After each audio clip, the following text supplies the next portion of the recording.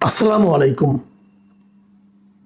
প্রিয় দর্শক, গতকাল রাতে প্রধানমন্ত্রী জনাব তারেক রহমান জাতির উদ্দেশ্যে একটা ভাষণ দিয়েছেন। প্রধানমন্ত্রী দায়িত্ব নেওয়ার পর জাতির উদ্দেশ্যে এটাই ওনার প্রথম ভাষণ।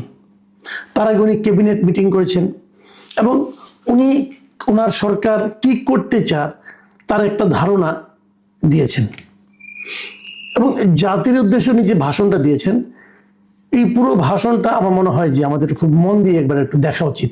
কারণ এটা দেখলেই আপনি বুঝতে পারবেন, কিছুটা একটা ধারণা করতে পারবেন যে ওনার মনে আসলে কি চলছে, উনি কি করতে চান। আমি প্রথমে ভাষণের প্রথম যে কথাটা আমার খুব গুরুত্বপূর্ণ মনে হয়েছে, সেখানে উনি বলেছেন যে বিএনপিকে যারা ভোট দিয়েছেন কিংবা দেননি অথবা কাউকেই ভোট দেননি, এই সরকারের প্রতি আপনাদের সবার সমান অধিকার। দেখুন, এখানে তিনটা ক্যাটাগরি করেছেন। এক নম্বর হলো যারা ভোট দিয়েছেন বিএনপিকে, একটা ক্যাটাগরি। যারা দেননি মানে অন্য কাউকে দিয়েছেন, বিএনপির পরিবর্তে অন্য কাউকে দিয়েছেন। এনসিপিকে দিতে পারেন, জামাতকে দিতে পারেন, কোনো স্বতন্ত্র প্রার্থীকে দিতে পারেন, যে কাউকে, মানে অন্য কাউকে ভোট দিয়েছেন। আরেকটা হলো কাউকেই ভোট দেননি। কাউকে ভোট দেননি মানে কি? তার মানে তারা ভোট দিতেই যায়নি। যারা ভোট দেননি, একদম ধরেন 60% ভোট পড়েছে বলা হলো, তাহলে যে 40% লোক ভোট দিতে যাননি, তাদের ব্যাপারে উনি বলছেন এদের সবার এই সরকারের প্রতি, মানে ওনার সরকারের প্রতি সমান অধিকার। মানে যে বিএনপিকে ভোট দিয়েছে তার অধিকার কিন্তু যে ভোটই দেয় নাই, ভোট বর্জন করেছে, ভোট কেন্দ্রেই যায় নাই, তার অধিকারের চেয়ে বেশি নয়। একজন রাষ্ট্রনায়ক সুলভ বক্তব্য কিন্তু এটা। কারা ভোট দিতে যায় নাই? যারা যায়নি ভোট দিতে, তাদের মধ্যে অনেকেই কিন্তু, বেশিরভাগই আমি মনে করি তারা হলো আওয়ামী লীগের সমর্থক। তাহলে উনি বলতে চাচ্ছেন একজন বিএনপির সমর্থক অথবা বিএনপির কর্মী এই সরকারের উপর যতটুকু দাবি নিয়ে কথা বলতে পারবে, একজন আওয়ামী লীগের কর্মীও ততটুকু দাবি নিয়ে কথা বলতে পারবে। আমি মানে এই প্রথম এই ধরনের কথা বলতে শুনলাম কাউকে। শেখ হাসিনা আমরা দেখেছি এই ধরনের কথা বলার সাহস ওনার ছিল না। জনাব তারেক রহমান সাহেবের এই সাহসকে অথবা এই মনের যে ঔদার্য, এটাকে আমি মনে করি প্রশংসা করা উচিত। কেউ ভালো করলে প্রশংসা কেন করবেন না? করা উচিত। আপনি যে মত, যে পথেরই লোক হোক না কেন, উনি যে কথাটা বলেছেন, এই ধরনের কথাই তো আমরা শুনতে চাই। কেউ যখন মন্ত্রী হবেন, তিনি সবার মন্ত্রী হবেন। প্রধানমন্ত্রী যখন বলেন উনি সবার প্রধানমন্ত্রী, যার ওনার সঙ্গে যারা মন্ত্রী এবং প্রতিমন্ত্রী আছেন যে 49 জন, তাদেরকেও আমি বলবো আপনারা প্রধানমন্ত্রীকে ফলো করেন। উনি কি বললেন, কি উচ্চারণ করলেন, সেটাকে সমুন্নত রাখার চেষ্টা করেন। উনি কিন্তু বলেছেন যে এই সরকারের প্রতি তাদের সবার সমান দাবি। আমরাও আগামী দিনগুলোতে এটাকে একটু বিচার করে দেখতে চাই। আপনার কাছে একজন বিএনপির কর্মী গেলে পরে তার সঙ্গে আপনি কি আচরণ করছেন, আরেকজন নির্দলীয় লোক গেলে তার সঙ্গে আপনি কি আচরণ করছেন, অথবা যদি একজন আওয়ামী লীগের লোক আপনার কাছে যায় কোনো একটা ভ্যালিড একটা পয়েন্ট নিয়ে, তার কথাটাকে আপনি কিভাবে গ্রহণ করছেন, এটা কিন্তু আমরা জাতি হিসেবে বলে আমরা এটাকে খেয়াল করার চেষ্টা করব। উনি আরেকটা কথা বলেছেন, সে কথাটা হলো উনি কৃচ্ছ সাধনের জন্য, মানে অপচয় যেন আপনারা কম করেন। এবং এটা বলতে যে উনি বলেছেন যে অতিরিক্ত সুবিধাও আমরা নিতে চাই না।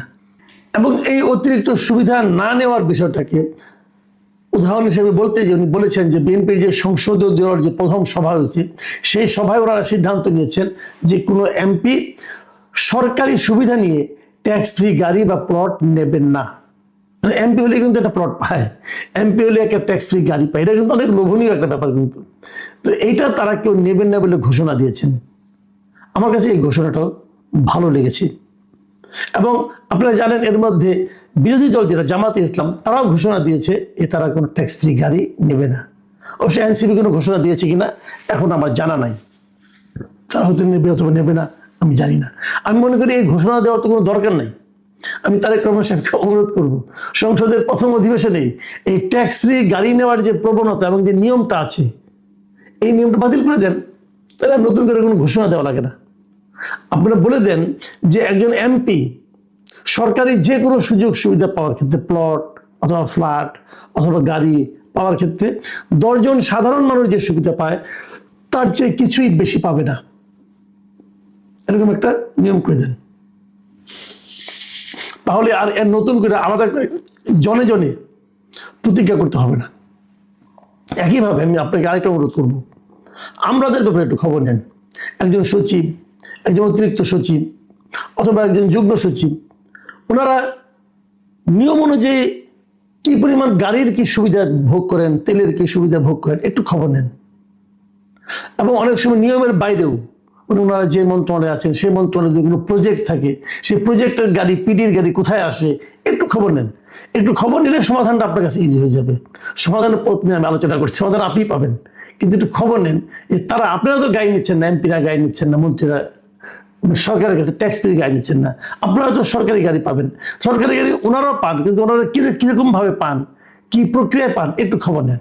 এটাও একটা আমার অনুরোধ থাকলো যে কিচ্ছু যখন সাধন করবেনই তখন এভাবে একটু করেন, কারণ যদি 10টা টাকাও আপনি খরচ কমাতে পারেন সেটাও কিন্তু এই দেশেরই লাভ, এই জাতিরই লাভ। উনি আরেকটা কথা বলেছেন, সেটা বলেছেন দেশের প্রতিটি সাংবিধানিক এবং সরকারি বেসরকারি প্রতিষ্ঠান চলবে বিধিবদ্ধ নিয়মে, নীতি নিয়মে। দলীয় কিংবা রাজনৈতিক প্রভাব প্রতিপত্তি অথবা জোর জবরদস্তি নয়।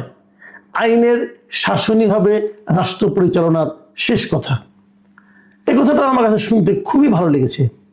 কিন্তু এই যে বেসরকারি সরকারি প্রতিষ্ঠান যে নিয়মের মধ্যে চলবে, এগুলো রাজনৈতিক প্রভাব প্রতিপত্তি এখানে খাটানো যাবে না, এটা মনিটরিং কে করবে?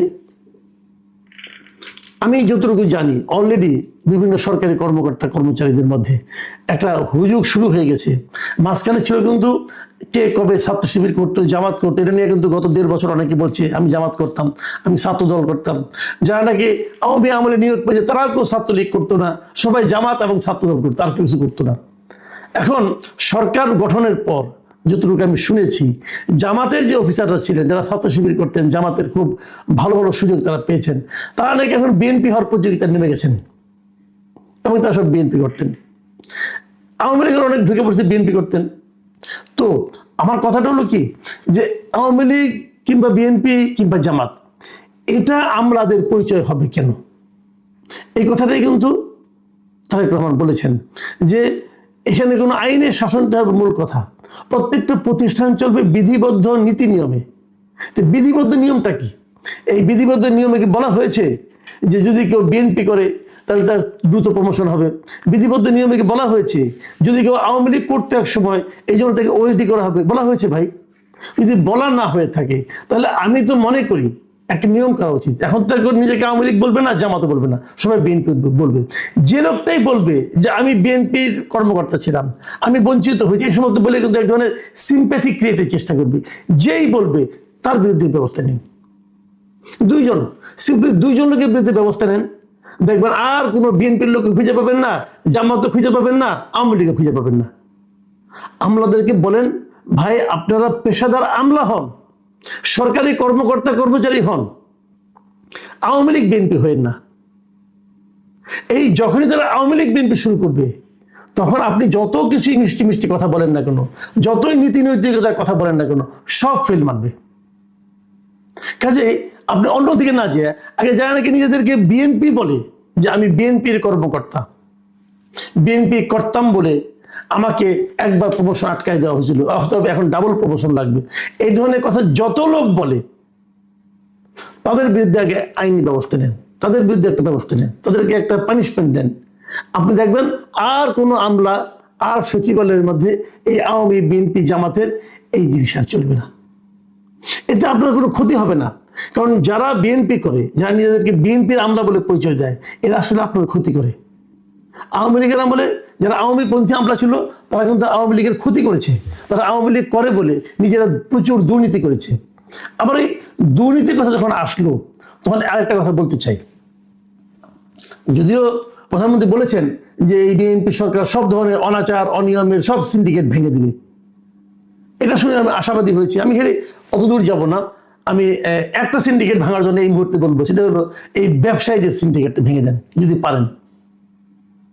এটা ভাঙলে অনেক কিছু সুবিধা হবে, আপনি তাৎক্ষণিক ফল পাবেন। দুর্নীতির কথা বলছিলাম, দুর্নীতি আপনি মানে করতে দিবেন না বলছেন, এটা হলো সব বাংলাদেশে আমি মনে করি এই মুহূর্তে সবচেয়ে বড় সমস্যা হচ্ছে দুর্নীতির সমস্যা। এটাকে কিভাবে দমন করবেন? বিগত সরকার কিংবা তার আগের সরকার, অন্তর্বর্তীকালীন সরকারের কথা বলি, আর হাসিনা সরকারের কথা বলি, এরা সবাই কিন্তু বলেছিল যে সম্পদের হিসাব দিবে, কেউ দেয় নাই, কেউ দেয় নাই। আপনি নিয়ম করেন যে সম্পদের হিসাব খালি দেবে না, প্রতি বছরে 31শে ডিসেম্বরে সবাইকে তার যার যার সম্পদের হিসাবটা দিতে হবে। জানুয়ারি ফার্স্ট উইকে সেটা যে যেখানে জব করেন, যে যেখানে মন্ত্রী করেন, সেই মন্ত্রণালয়ের ওয়েবসাইটে সেই হিসাবটা সবার জন্য দর্শনযোগ্য অবস্থায় থাকতে হবে। সেটা মন্ত্রী হোক, প্রতিমন্ত্রী হোক, উপদেষ্টা হোক, কিংবা সচিব হোক, যুগ্ম সচিব হোক, অতিরিক্ত সচিব হোক, ডেপুটি সেক্রেটারি হোক, সবাইকে দিতে হবে। এই একটা জিনিস আপনি করে দেন এবং সেটা ওখানে ওয়েবসাইটে থাকবে। 1 বছর পরে আবার থাকবে, আগেরটা ফেলে দেওয়া যাবে না, আগেরটাও থাকবে, পরেরটাও থাকবে, এরকম চলতে থাকবে আপনার পুরো শাসনামল। করে ফেলেন, এটা করতে কিন্তু বাড়তি কোনো খরচ নাই, করে ফেলান। এই শেষ মুহূর্তে ডক্টর ইউনূস সাহেব যে একটা গোজামিলের হিসাব দিয়ে গেছিল, এরকম হিসাব কোনো লাভ নাই। সম্পদের হিসাব মানে যে ব্যক্তি, সেই ব্যক্তি, তার সন্তান, মানে তার পরিবার বলতে তার পিতা মাতা, স্ত্রী, পুত্র, কন্যা এবং স্ত্রীর মানে স্বামী স্ত্রীর মানে যাই হোক না কেন, নিজে এবং তার স্পাউসের পিতা মাতা, এই সম্পত্তিগুলো হিসাব দিতে হবে। দিতে বলেন, দেখবেন ঠিক হয়ে গেছে। তা না হলে আপনি আমাকে বলেন, একটা কথা আমি বলে শেষ করি। প্রধানমন্ত্রীর কার্যালয় আজকে দেখলাম যে ওনার প্রেস সেক্রেটারি নিয়োগ করা হয়েছে, ডেপুটি প্রেস সেক্রেটারি নিয়োগ করা হয়েছে, আরো অনেককে নিয়োগ দেওয়া হয়েছে। আমি এটাও দেখলাম প্রেস সেক্রেটারির বেতন হলো সচিবের পদমর্যাদা, উনি বেতন পাবেন ৭৮,০০০ টাকায়। উনি বেতন পাবেন ৭৮,০০০ টাকা। ওনারা যারা উপদেষ্টা আছেন, প্রতিমন্ত্রী মর্যাদা হোক আর মন্ত্রী মর্যাদা হোক, তাদের বেতন কত হবে? বাংলাদেশের বর্তমান বেতন স্কেলে কারো বেতনই, বেতন ভাতা সব সহ ১.৫ লাখ টাকার বেশি হবে না। ১.৫ লাখ অথবা ১.৫-২ লাখ, ম্যাক্সিমাম ২ লাখ। ২ লাখ হবে না আমার মনে হয় এখন যে বেতন স্কেল আছে। আমি যতদূর আগে সর্বশেষ জানতাম ১,৭৫,০০০ টাকার মতো বেতন ভাতা সব সহ পায়। তো এই বেতনে চাকরি নেওয়ার জন্য সবাই উন্মুখ থাকে কেন? এটা বলেন, কেন উন্মুখ থাকে? আগের প্রধানমন্ত্রী শেখ হাসিনা আমরা জানতাম যে ওনার পিয়ন নাকি ৪০০ কোটি টাকা পেয়ে যায়। তো ৪০০ কোটি টাকা যদি পিয়ন পায়, তাহলে তার ওই চাকরি নেওয়ার জন্য ১০ টাকা দাম, ওটা বেতন যদি 10 টাকাও হয়, তাও তো ওখানে চাকরি যাওয়ার জন্য সবাই লাইন লাগাবে। এখন এত টাকা বেতনের চাকরি কেন, এই অল্প টাকা বেতনের চাকরি কেন করতে যায়? এটা কিন্তু একটা বড় প্রশ্ন। দেখুন, আমি নিজে ইউটিউবে এগুলি করি, আমি কিন্তু এর চেয়ে অনেক টাকা বেশি ইনকাম করি, বিদেশ থেকে আসে আমার কাছে, গুগলের মাধ্যমে আসে। এটা আমি রেমিটেন্স বলতে পারি না, আমি দেশের উপকার করতেছি একদিক দিয়ে। তো আমাকে যদি অফার দেওয়া হয় যে তোমাকে একটা চাকরি দিচ্ছি, তোমাকে অমুক বানাবো, আমি কিন্তু যাবো না। অনেকে বলে আমি মহান, এই জন্য যাবো না। ভাই, মহান টামান কিছু না। আমি যাবো না এই কারণে যে আমি তো ওর চেয়ে বেশি টাকা ইনকাম করি, এখন স্বাধীনভাবে ইনকাম করি। তো ওখানে গেলে তো আমি ওই টাকাটা পাবো না, আমার তো সংসার চলবে না তাহলে। কারণ আমি যখন বেশি টাকা ইনকাম করি, আমি যদি বেশি টাকা খরচও করি, তো ওখানে তো আমার ওই টাকা তোমার সংসার চলবে না, তাহলে আমি যাবো কেন? আমাদের মধ্যে অনেকে যাওয়ার জন্য কিন্তু লাইন দিয়ে বসে আছে, দু একজন সফল হয় সেই লাইন দিয়ে। যিনি সফল হন তাকে আমার প্রশ্ন, আপনি তখন ইউটিউব করতে পারবেন না, আপনার ওই টাকা দিয়ে আপনার ইনকাম তো আপনার অর্ধেকের চেয়ে কমে যাবে। তাহলে আপনি সংসার কেমন চালাবেন? নাকি দেশ উদ্ধার করতে নামছেন? যদি দেশ উদ্ধার করতে নামেন, আপনাকে স্যালুট। আর যদি দেশ উদ্ধারের নামে নিজের ভবিষ্যৎ উদ্ধারের কথা চিন্তা করেন, তাহলে আপনার প্রতি ঘৃণা থাকলো। আমাদের অনেক বন্ধু বান্ধব অনেক জায়গায় চাকরি করছেন, সরকারের নতুন সরকারে আসছে, লাইন ঘাট দিচ্ছেন, চাকরি করছেন, তাদের সবার প্রতি আমার একই কথা। যারা সচিব আছেন, আমি বলবো সবাইকে, সরকারকে বলবো আপনারা এই আইনটা করেন, সম্পদের হিসাব দিতে পারেন।